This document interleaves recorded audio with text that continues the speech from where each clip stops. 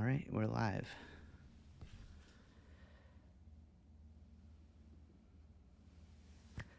Good evening, everyone. I'm Zen Master Sebastian Rizzon. I'm founder of the Mind Light Way School of Zen, and I hold these guided meditations on the first Thursday of every month, and Dharma talks and meditations on the third Thursday of every month. They're always from 7 to 8 p.m., and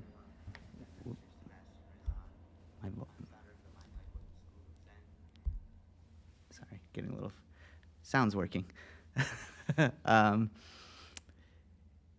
I hold these on the first Thursdays and third Thursdays, 7 to 8 p.m.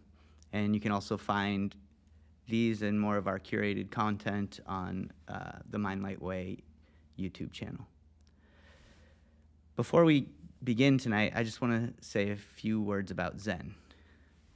At its heart, Zen means being fully present and engaged with every moment. It means immersing yourself in your experience just as it is, before ideas, before judgment, even before the sense of a separate me and everything else. So how do we build this type of clarity? In Zen, there are 3 foundational practices that help you cultivate clarity. The first is koans. These are stories, questions, and statements that cut through conditioning and conditioned responses and bring your awareness fully into this moment. The second is sitting meditation, which we'll be spending a lot of time doing tonight. It's sitting still, focusing on a mantra, a koan, or the breath. It actively trains the mind to refocus and let go of its usual stream of thoughts and emotions. The third is moving meditation. That's treating your actions as your mantra, turning them into a form of meditation. That means bringing your full attention into what's happening and what you're doing in every moment. Today we'll practice a few variations of sitting meditation and discuss how to incorporate meditation into everyday life through moving meditation. Each technique that we'll be doing is simply a different path to the same thing. Undistracted, undivided attention in the present moment. For these meditations, we'll use different forms of mantras. A mantra is the focal point of meditation. The word mantra literally means a tool to liberate the mind. We use the mantra to steady the mind and steady our attention and free the mind from its usual stream of thoughts and reactions. For the first 2 meditations we'll be doing tonight, the mantra will be the breath. But first, let's just start by preparing ourselves for the meditation. When we sit, we want to sit with our legs crossed. Keep your back straight and your neck straight. You want to relax your shoulders, try not to slouch. If your eyes are open for any of these, your gaze should be at a 45-degree angle towards the floor, or you can close your eyes. Some of them I will ask you to close your eyes. If you, and you'll have your right hand, left hand, touching thumbs, centered in your lap. If you get uncomfortable or if this position is not comfortable for you, feel free to adapt it to a more comfortable position. And if you do get uncomfortable during the meditations, please feel free to stand up and stretch out. Just be mindful of the people meditating around you. So with that said, let's begin with a breathing technique to prepare our bodies for meditation. Start by breathing a little bit slower and a little bit deeper than you usually do.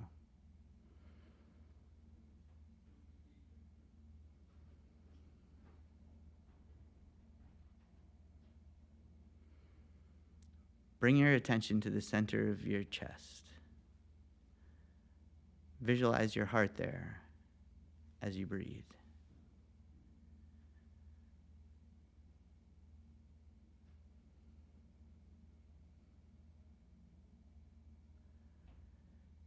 As you listen to my voice, continue to slow and deepen your breath.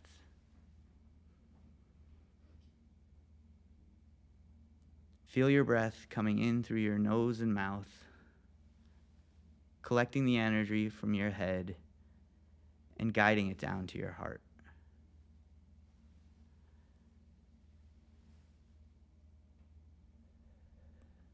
Imagine now that you're breathing with your heart.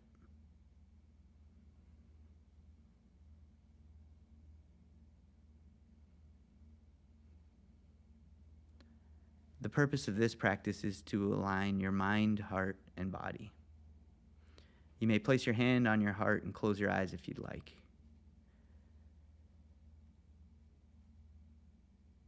Keep breathing slow, deep, and steady.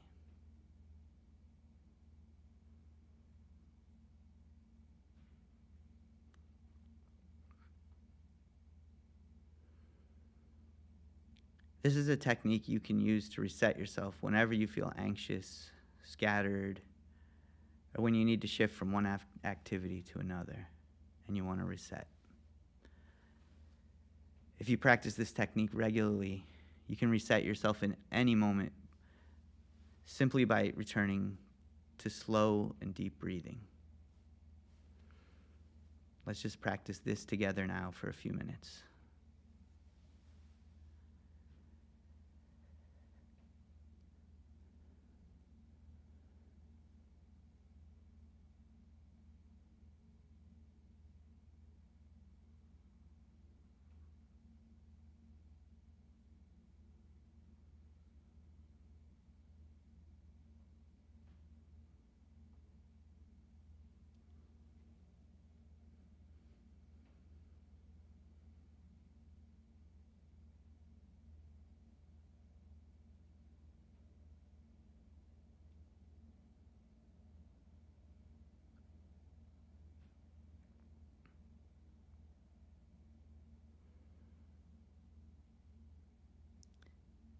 For our next meditation, we'll continue using the breath to focus and clear the mind.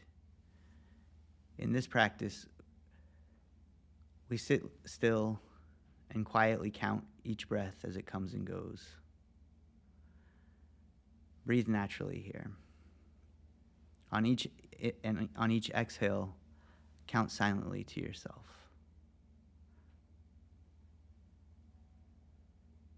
Stay focused on the breath. If you lose count, it's a sign that your attention has wandered. The moment you realize this, just start over again without judgment. That moment of awareness is part of the practice. The goal isn't perfection. It's strengthening your ability to notice distraction and return. You can do this technique with your eyes open or closed. If your eyes are open, your gaze should be directed towards the floor. Let's practice this together now for a few minutes.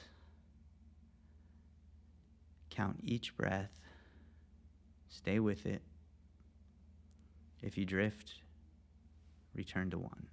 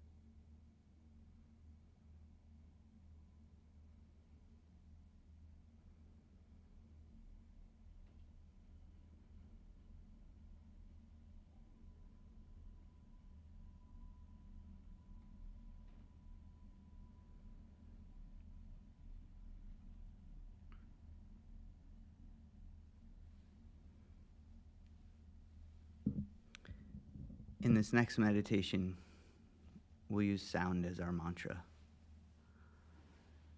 We'll focus on the resonance of a singing bowl. Let the sound fill your awareness completely. Allow the waves of vibration to pass through you. If thoughts arise, let them dissolve in the sound.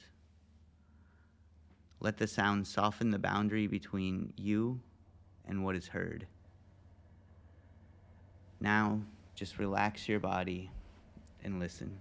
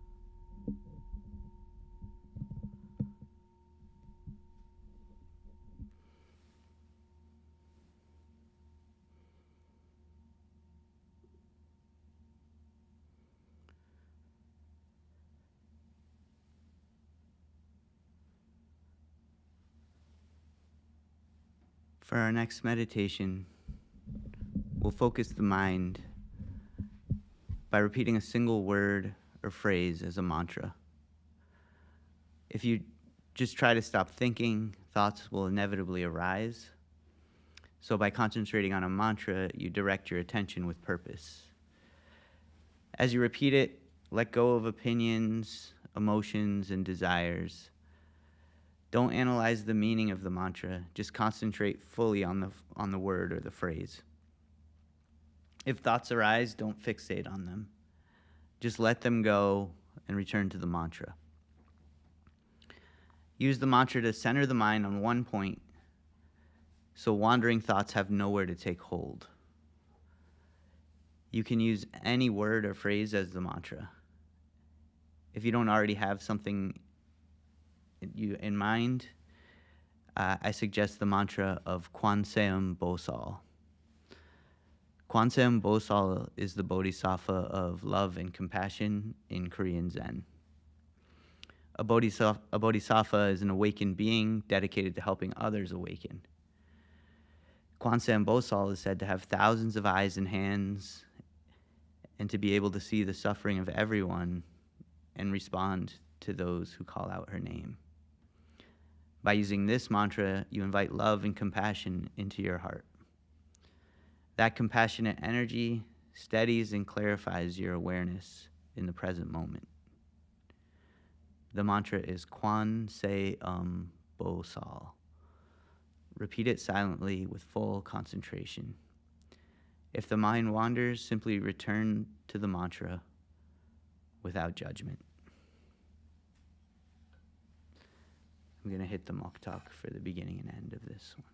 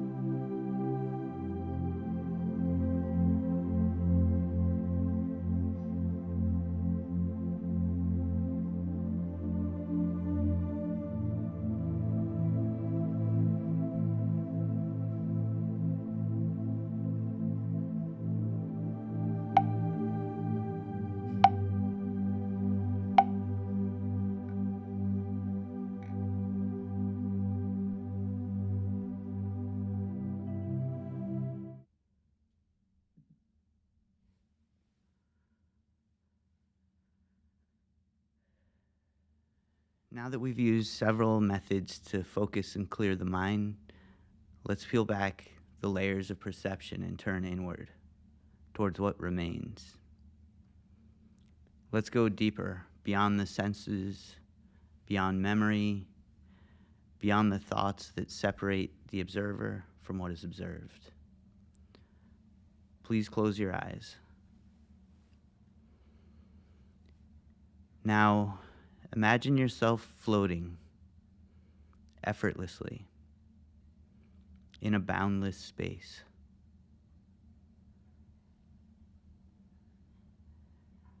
There's no light, no sound, complete darkness, complete silence. You can't see or hear anything. You can't smell, taste, or touch anything. Now imagine that you have total amnesia. No memory. No identity. You don't know who you are, where you are, or how you got here.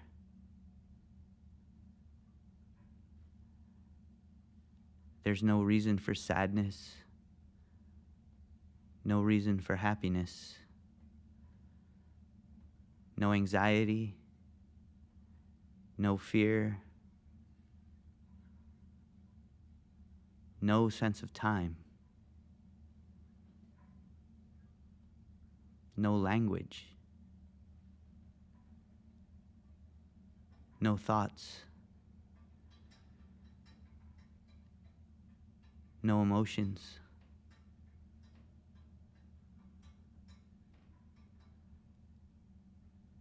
Nothing to do, nothing to become,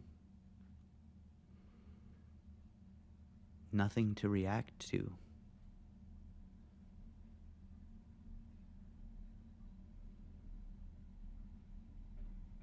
Yet, you're still aware.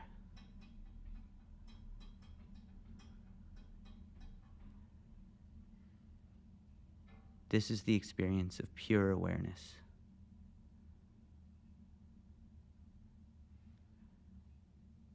It's the foundation of being.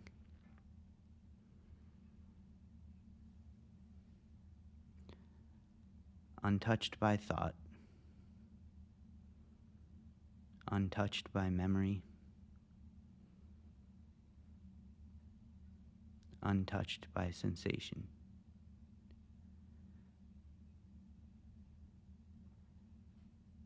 Simple, direct, unconditioned being.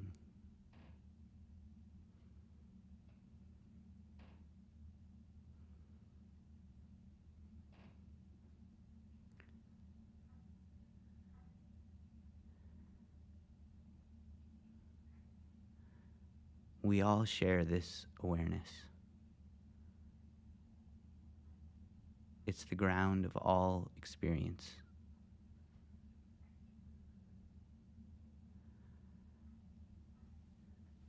Let's sit here together in silence. Rest here without grasping.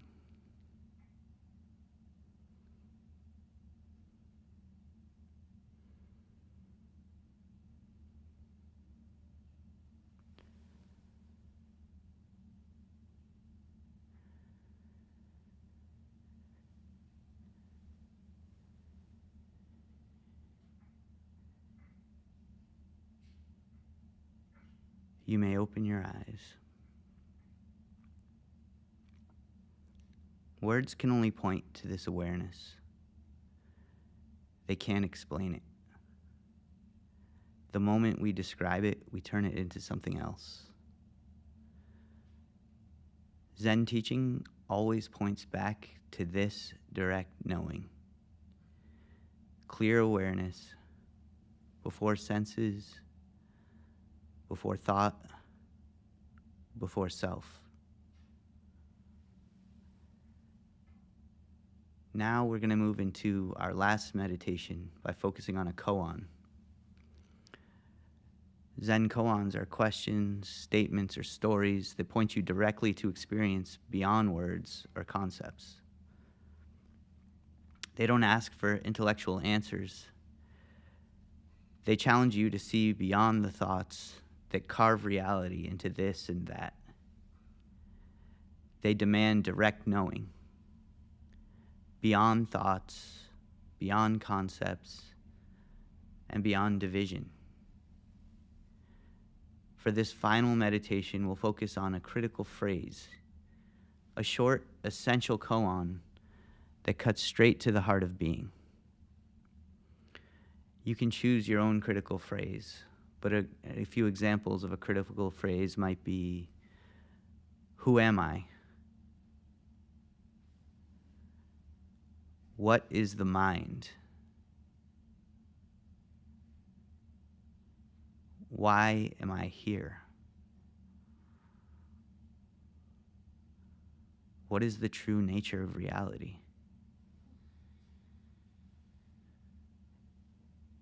These are not riddles to solve. They're tools to ignite awareness, directing attention back to the source of experience itself. As you meditate, don't answer the question, don't analyze, don't reflect, just hold the phrase in your awareness. Choose one that resonates with you. Hold it steadily like a flame. Let it burn through distractions, thought, and divisions until boundless clarity reveals itself. Let's begin.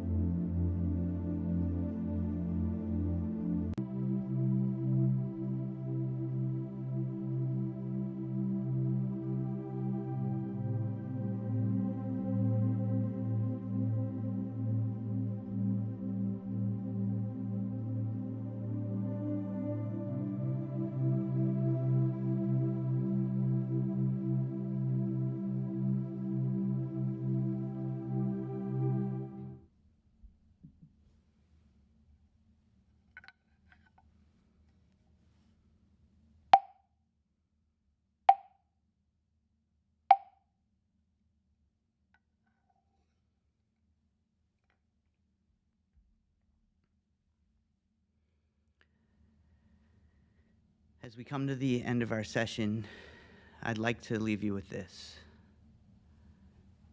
Zen practice means bringing the same focus, clarity, and awareness that we've cultivated tonight into everything that you do.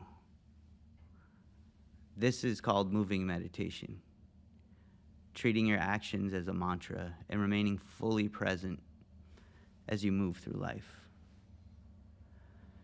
You can practice moving meditation in any activity. I often practice through martial arts, but it could be yoga, painting, writing, music, lifting weights, riding a bike. Even something as simple as walking becomes a meditation when you're fully immersed in what's happening. Even 5 minutes each morning, or giving your full awareness to washing a cup. That trains the mind towards clarity. The point isn't what you're doing, it's that your attention is fully engaged. When you give your full attention to it, the activity itself becomes a meditation. Over time, with practice, this clarity can become integrated into all aspects of your life. Eventually, you realize that anything can be a meditation. Driving in traffic, having a conversation, sending an email. However, when your mind wanders from this moment, you'll often notice a world that can seem chaotic and overwhelming. And this reminds me of a koan that my teacher used to give us when I was studying with him. He would say, "The whole world is on fire. What do you do?"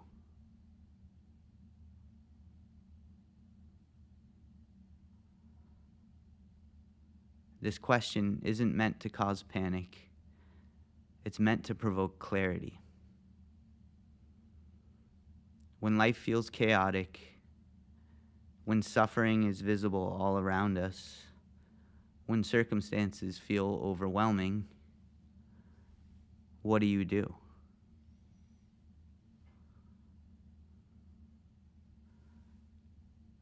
Recenter your mind. Return yourself to undivided awareness and respond.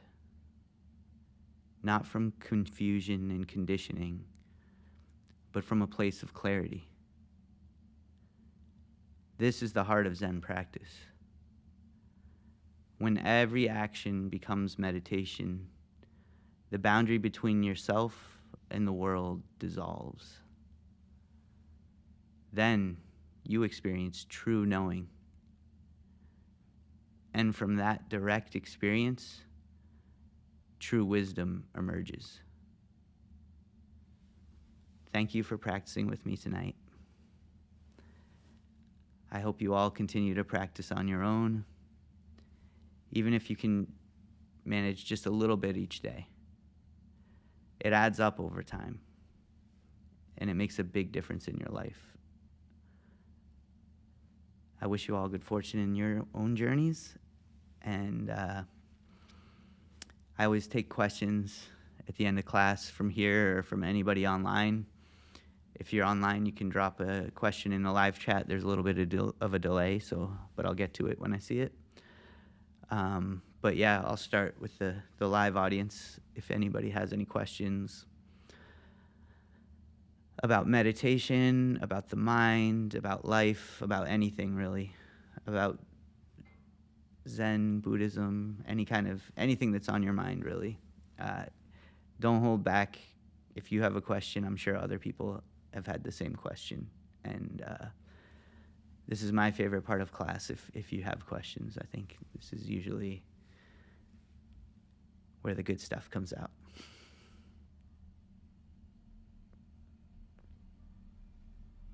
Any questions? Yes. How to feel connected when you are alone.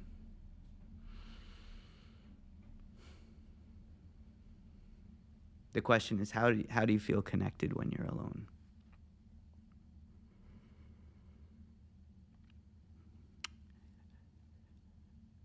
What does it mean to be alone? To have no one around you?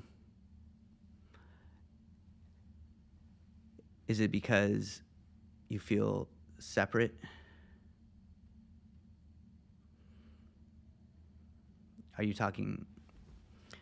Are you ever really separate, I guess, is my question.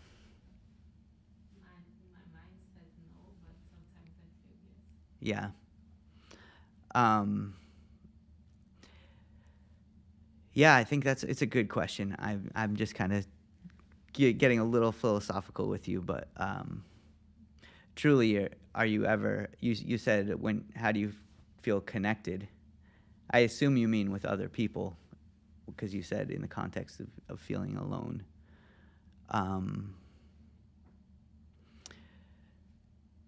But I think it's if you look carefully, not just with your eyes and not just with your senses, but if you look with your mind very carefully, you see you're never separate from anything.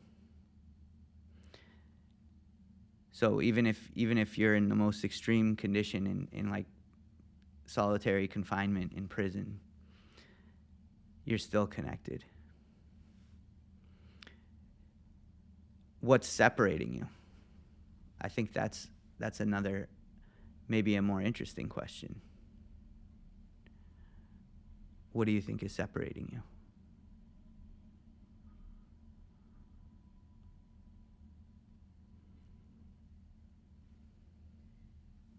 My idea of belong. So ideas, thoughts, Impressions, conditioning. condition.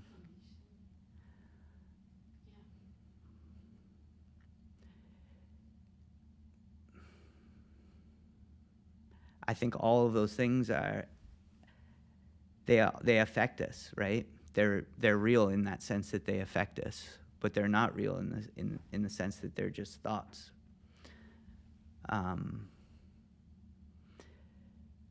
These techniques I talked about today, meditation, moving meditation particularly, just staying focused on what you're doing.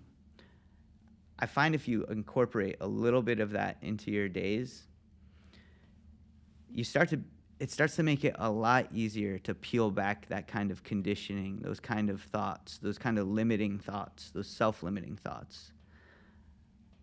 They give you,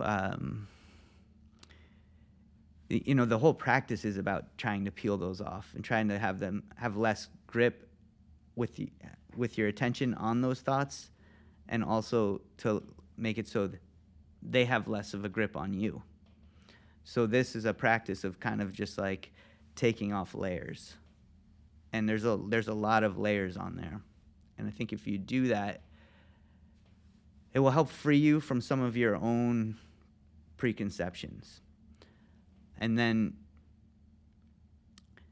I think just that's what you can do as far as yourself. I mean, you can't always control the external conditions, but also like if you go out into the world with less of those things, your own light shines out brighter, and it starts to attract other people towards you.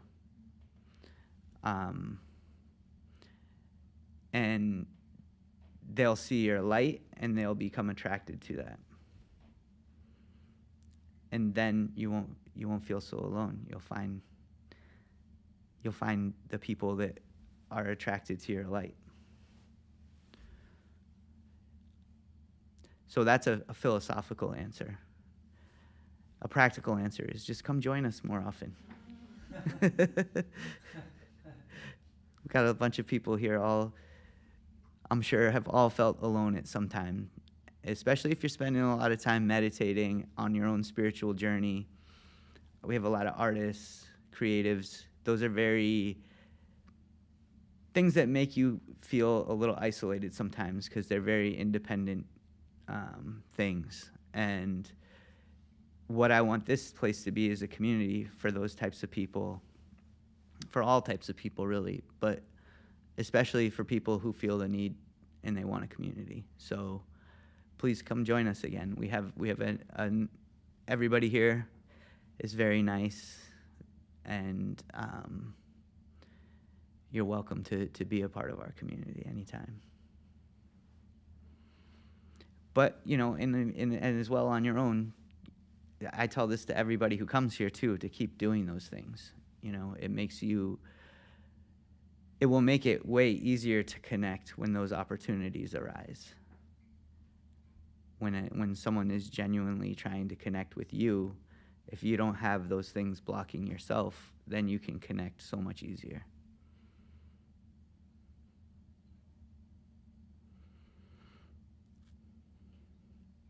You're welcome. And I was very sincere about coming to join us. Please do. I have one in the chat here. How do you reignite that spark fire you once had to allow yourself to fully appreciate everything life has to offer?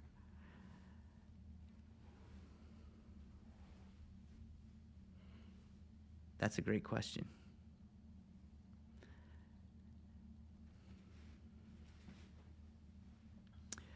Yeah, I would say in response to that, I don't think we'll be able to have a real-time conversation because it's in the chat, but what I would ask, you know, what, and I think if anybody else is experiencing this, ask yourself, what's getting in your way? What's stopping you? Why do you think it's different now? These kind of questions are kind of like the koans, you know, that I gave a critical phrase right earlier today, but they were kind of big questions like who am I and what is the mind, but this could be your question. This could be your koan.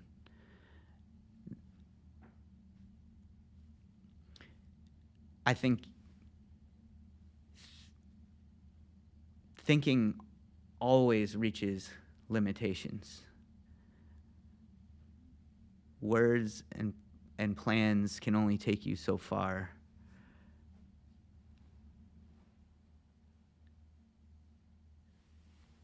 Sometimes to allow the truth of the situation, you know, especially if it's about your internal feelings, you have to uncover what's there and let it.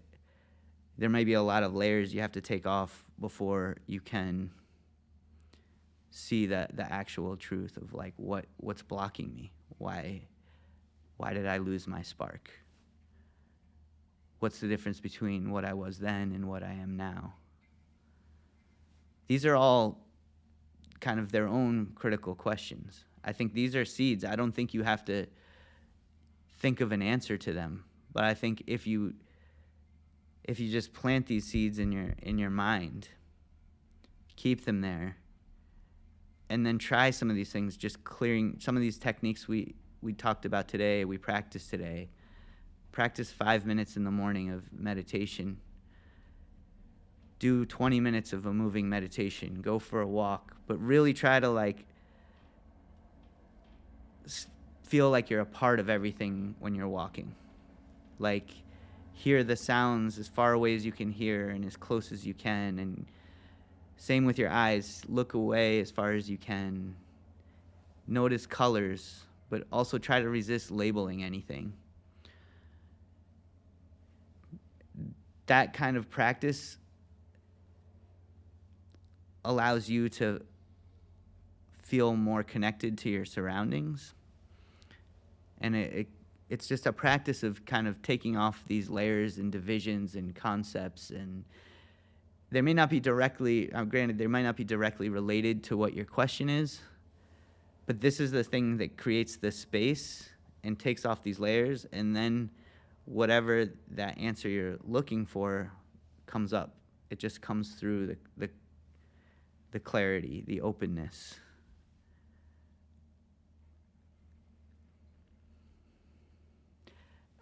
I'm sure if I could talk to you like directly one-on-one, or you talk to somebody else who's really good at assessing these things, they could listen to you and they could tell you, oh, you need to do A, B, and C, right? And I think that would work, you know, if the person you're talking to is really sharp, it might work for a little while. But the truth is, like, the real answers to that come from inside of you. And the only reason I think people are good at telling you the answers is because they're good at listening and hearing what you're saying. But truthfully, that answer is inside of you.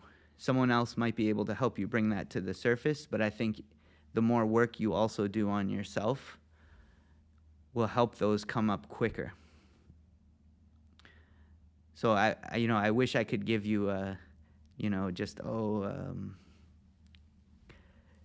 you just need to, say the few magic words and everything, that spark will come back. But truthfully, I think, that's a difficult situation. I think most people I've encountered have had those kind of darker moments where they don't feel the light they used to have. And I think these are some great techniques to help that light start to shine through. It's very similar to what I was telling you about feeling alone. That light I was talking about, that is your spark. The more layers you put over it, the harder it is to see. So take those layers off. Work on stripping one off every day. You can't always do it all at once. Just start peeling the layers back, and your light will start to shine out. And someday, you'll start to see it reflecting off everything around you.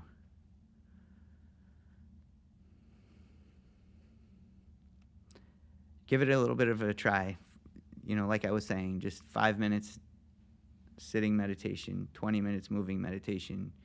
If you do that for like 5 days in a row, 10 days in a row, I guarantee you'll notice a difference. And if you keep going like that, after, a few months, you probably feel like a new person, but it's not going to be overnight. But I would say just give it a try. You have to trust me on this. I promise you won't hurt yourself, but like, give it a try, and I think you will see a lot of benefit from that. And I wish you good luck with that. And if you have more questions, please feel free to drop them. And I know you had a question, so. Yeah, I was just gonna say, throw like a physical meditation. Yeah. When you're moving. Yeah. If you're having like a stress response, how do you, I guess, what are some techniques to get into that state? Like a physical meditation. Yeah. So you're asking if you're doing like a physical activity and you're having a stress response, how do you still get into the meditative state? Yeah, like you mentioned, like an email or like something like that. Yeah, I mean, I was. Picturing working and being like. Yeah. Oh, this is amazing. Yeah, I will say. So, I was probably. I was pointing to theoretically that is possible, right? To be in a meditative state, even when you are stressed out. Like, just because you're meditating and fully focused doesn't mean you won't experience stress. Like, being a human, it's part of the human condition. I mean, I think your response to stress can change, but you'll still feel stress. And so I just want you to caution you that, like, you never fully escape stress or pain or these kind of things. So, but yeah, I think it does make it more difficult to kind of stay focused. And, when stress, particular types of stress can really make your mind wander and race, right? Especially work stress, right? You start to think, you have all these things tied to your job, money, identity, these types of things. Like, all those things add to the stress. but I'm imagining, I'm asking you to imagine a situation where you just see the email for what it's saying, what it's asking for, and what you need to do about it. It could still be stressful. It's like they want the world tomorrow, and but I think that, but even if that is the case, like, through clarity, you will understand the best responses to take. You get, when you're stressed out, right, and your mind is racing, it makes it difficult to make good decisions, correct? Yeah. So I guess it's a great question. Once again, I don't have a way to say, like, oh, just X, Y, and Z. But, in those situations, I can give you some advice. First of all, I would say, just like I said to everybody else, a little bit of daily practice goes a long way to kind of clearing the slate every single day. So you start off with a clean slate. It's more easy to keep it clear. You have less to clear off. So that just establishes a baseline. You're still going to have stress. You're still going to have these acute situations where the pressure's on. And in those instances,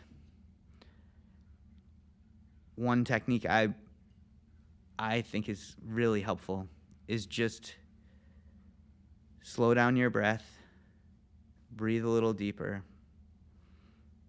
It sends a message to your body to calm down when you do that. It's easy to say. It's hard to remember when this stuff is happening. And if you're in a meeting and you're getting a bunch of people telling you, oh, this is off, this is wrong, these kind of things, like, it's even harder to do that. But you always can breathe. You always can control your breath. So when I do martial arts, for instance, like, you get into intense situations, if I always try to control my breathing in those situations. And even if someone's like throwing punches or kicks, it's like those things don't change, but your reaction is like, it helps you with the overreactions. So the breathing in those situations is really helpful. If it's an email or something like that, you can always take a minute and do one of these other little techniques.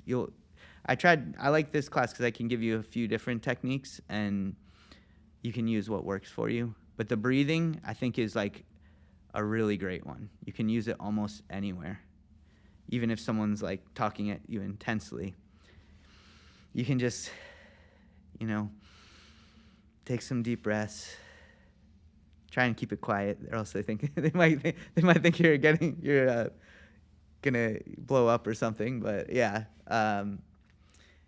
those are a few things you can use. But I think, honestly, the baseline of practice, the more you practice it, the less things stick. The thoughts stick to your mind. They roll around. They get caught there. If you're practicing every day, letting them go, putting them down, then you get like your response becomes that over time. It doesn't happen instantly, but if you practice and practice, over time things happen, and then you just let them go. It always happens. You always feel stressed, but it's like, how fast can you let it go? If you can do that instantly, it's like to other people, it looks like magic, but you feel it and you let it go.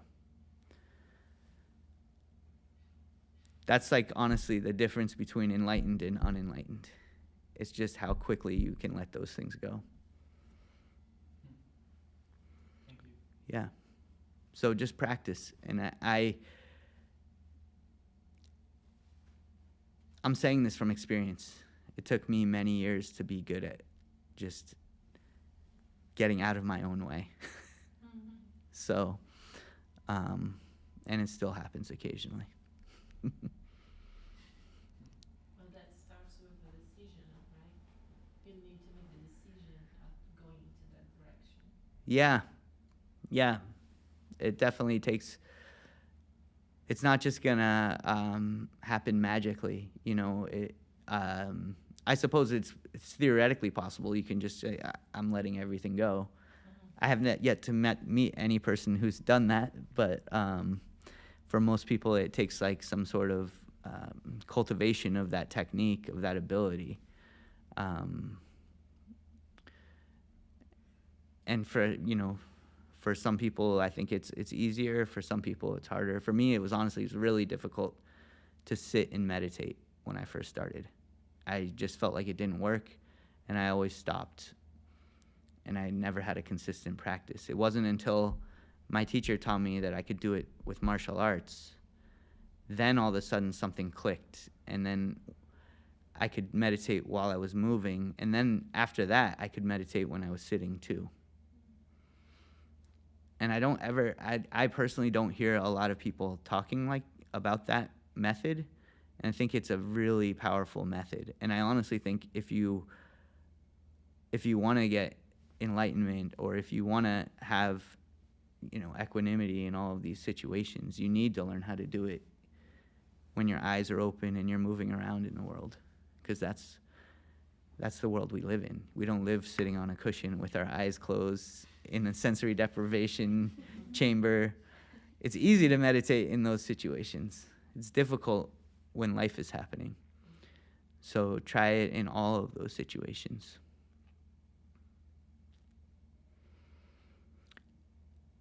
Great questions, everyone. Thank you so much. We're a little past, but I'd be happy to answer more questions if anybody has any, but I don't want to keep people here too long. And I will be here again giving a Dharma talk in 2 weeks, and I do questions after that, so you can come. And I will, that is more where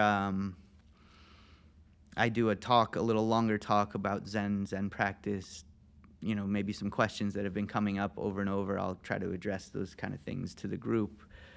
And then we do a little bit deeper, one type of meditation for a longer period of time. But I do also take questions at the end, so you can always come and ask more questions if anything comes up.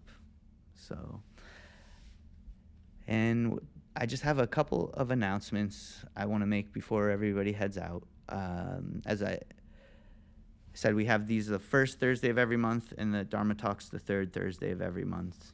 And then we also, this is the Mind Light Way School of Zen. I call this location the Zen Art Center, so it's a physical location where we do Zen and art together. So this month we have a couple of things that are new. We have a Zen writing workshop on March 28th, which is a Saturday from 3 to 5 p.m.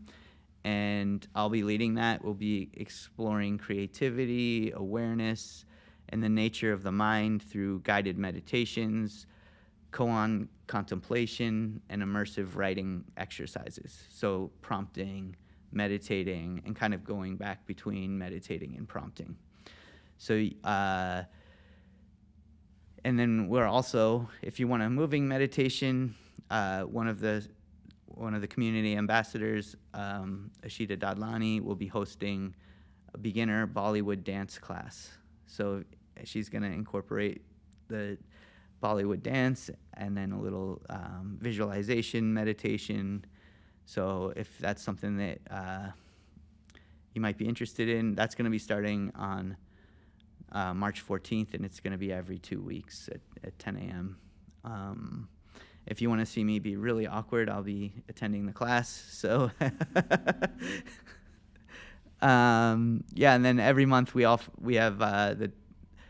have creative art group where we just get together and make art, and we do a little bit of meditation. And we also have 2 times a month a writing group where we work on our own projects. It's not prompted. We do a little meditation and have some time to share and just have a community of creating together.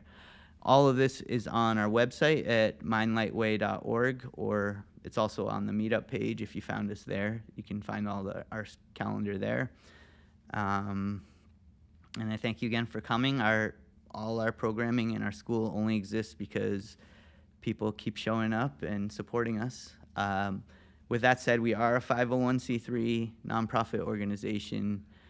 We offer all these free classes based on a donation base. So if you enjoyed it and you want us to be able to continue this and expand, please consider leaving us a donation.